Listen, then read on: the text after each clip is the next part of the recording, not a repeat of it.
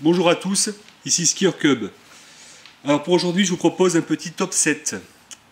Le top 7 des cubes dont les axes de rotation passent par les coins. Donc dit autrement, ce sont des casse-têtes qui tournent autour de leurs coins.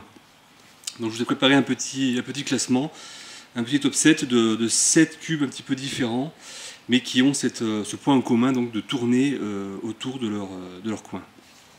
Allez, c'est parti. Donc numéro 1, classique parmi les classiques, le Dino Cube que voici. Donc qui a vraiment la particularité de ne tourner, comme on peut voir ici, autour de ces sommets, de ces coins, et uniquement autour de ces coins. Donc il s'agit d'un casse-tête très basique, mais c'est le casse-tête de base d'une famille assez développée, donc la famille des Dino Cubes. Et donc si vous prenez goût à ce type de casse-tête, vous pouvez aller plus loin et découvrir des dérivés un peu plus complexes que celui-ci. Ça peut aller, moi j'ai le Dinomorphix que je présente sur ma chaîne ou sur mon site, vous pouvez le trouver. Ou encore le Lattice Cube qui est très intéressant puisqu'il y a des découpes en plus, mais c'est exactement le même type de rotation, donc comme celle-ci Dino. Vous avez pas mal de dérivés un peu plus complexes que celui-ci. Donc ça c'est vraiment le cube de base de type Dino, donc il s'appelle le Dino Cube. Et donc c'est le numéro 1 de ce top 7. Numéro 2 maintenant, encore un autre classique du monde des casse-têtes mécaniques, le Scube, ultra connu, donc je ne le présente pas plus que ça. La différence avec celui-ci, c'est que là on a l'impression d'avoir finalement que des arêtes, j'ai envie de dire, puisque les coins ce serait juste l'intersection entre différentes arêtes, alors que là on aurait plutôt des centres et des coins, pas d'arêtes. Et donc les rotations se font bel et bien autour des coins, donc à 3 couleurs, et ce sont des rotations assez profondes, on va dire, puisqu'elles englobent tout un paquet de pièces, vous voyez, de centres à la fois, et d'autres coins, elles embarquent. Donc c'est la particularité du Scube. Donc c'est exactement le même constat que je vais faire pour le Dino. Donc le Scube a une famille de casse-têtes dérivées de très très larges, et il y en a de très très intéressants. Donc on peut trouver par exemple le Scube Extreme, dont j'avais fait le tutoriel sur ma chaîne. Le Ultimate par exemple, je vous conseille très fortement dans la même lignée donc le Fisher Scube ou Container Cube, dont j'avais fait un tutoriel il n'y a pas longtemps, qui sont des cubes vraiment sympathiques à résoudre. Ou pour aller plus loin, donc avec des coupes supplémentaires, on a le niveau au-dessus, le Master's Cube. Donc très bonne cassette, le Master's Cube aussi. Et qui suit toute cette logique donc de rotation assez profonde, là, vous voyez, qui englobe pas mal de pièces à la fois. Donc le numéro 2 de ce classement, donc le classique parmi les classiques, le Scube. Numéro 3, donc un autre casse-tête, vous allez voir qu'il change un petit peu au niveau de la morphologie. C'est une famille assez variée de ces casse-têtes qui tournent autour des coins. Donc c'est celui-ci, alors c'est pas celui-là que je vais mettre en numéro 3, mais c'est le cube de base de cette espèce de famille, on va dire. Donc là vous voyez, c'est le Ivy Cube, mais c'est pas celui-ci que je vais mettre en numéro 3, c'est le modèle juste au-dessus, le dérivé on va dire, et qui est très intéressant, qui s'appelle le Rex Cube. Vous voyez qu'ils sont assez proches, parce que finalement, voilà, ici on tourne bien autour des coins. Donc celui-là, je vais le mettre hors cadre, parce que c'est pas celui-là qui m'intéresse pour la place de numéro 3, mais c'est celui-ci, le Rex Cube, et il fait exactement la même chose, vous voyez, sauf qu'il voilà, y a plus de découpe intérieure, et ça en fait un casse-tête remarquable aussi au niveau de sa résolution, qui se rapproche un peu de celle du modèle au-dessus, le Master's Cube, dont j'ai parlé avant.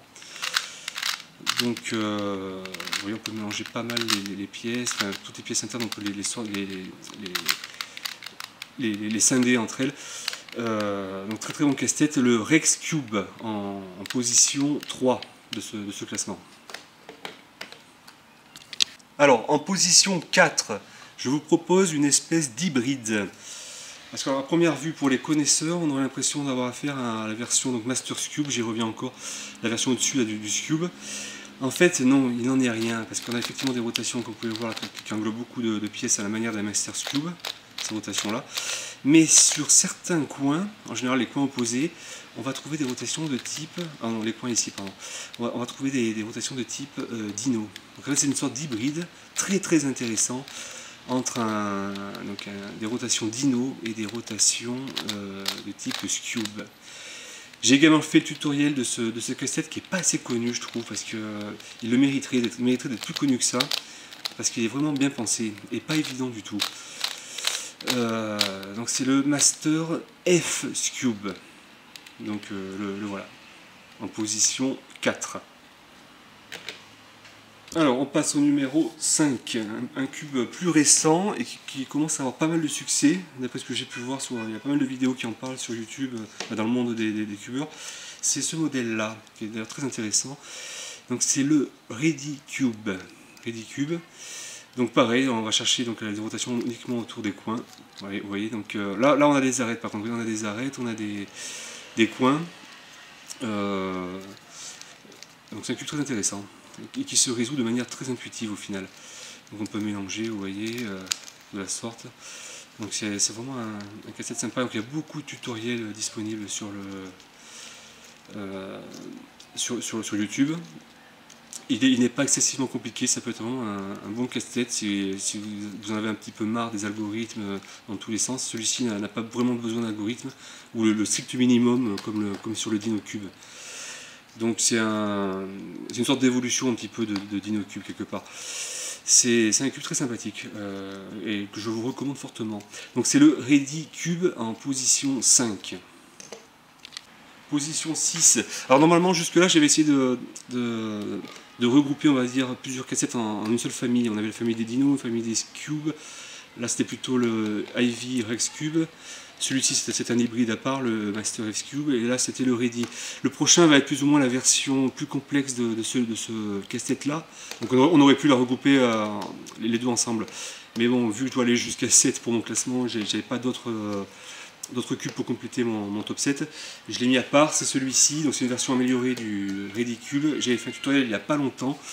C'est le Mosaic Cube. Donc c'est, on va dire, une sorte de version master de celui-là en fait. Donc j'avais fait un tutoriel il n'y a pas si longtemps que ça, et bien aimé ce cube. Pas super évident des fois à tourner, mais bon, c'est pas non plus si critique que ça. Mais un cube vraiment pas mal, qui marche aussi beaucoup avec l'intuition, tout en étant plus complexe que le Ready Cube. Donc c'est le Mosaic Cube, en plus qui est assez sympa au niveau de son design. Donc fortement recommandable également.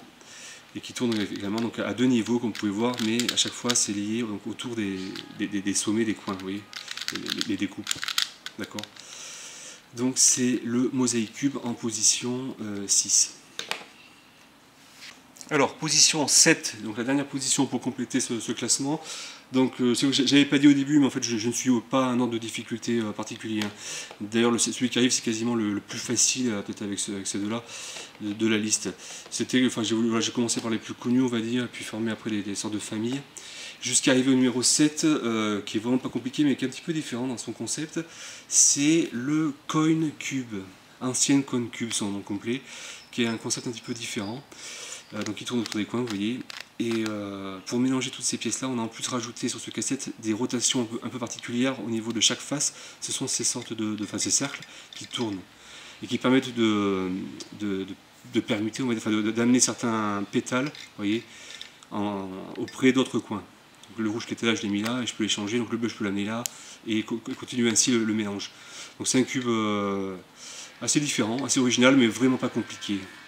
Et donc il inclut ce classement parce que voilà, ses principales rotations, on va dire, se font au niveau de ces coins. Donc c'est le Coin Cube en position 7 pour clôturer donc ce classement. Comme toujours, je vais terminer par un petit bonus.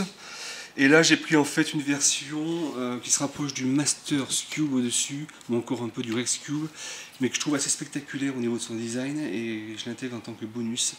C'est le Multicube, que voilà, on sait qu'il a un design assez spectaculaire, et donc j'avais fait son tutoriel aussi à celui-là il y a pas très longtemps, parce que vous voyez c'est vraiment des rotations de type Cube, et on a toutes ces pièces internes, vous voyez, qui vont bouger également en fonction des rotations qu'on applique au cube, et c'est une modification très complexe, peut-être un des casse-têtes de type Cube les plus aboutis.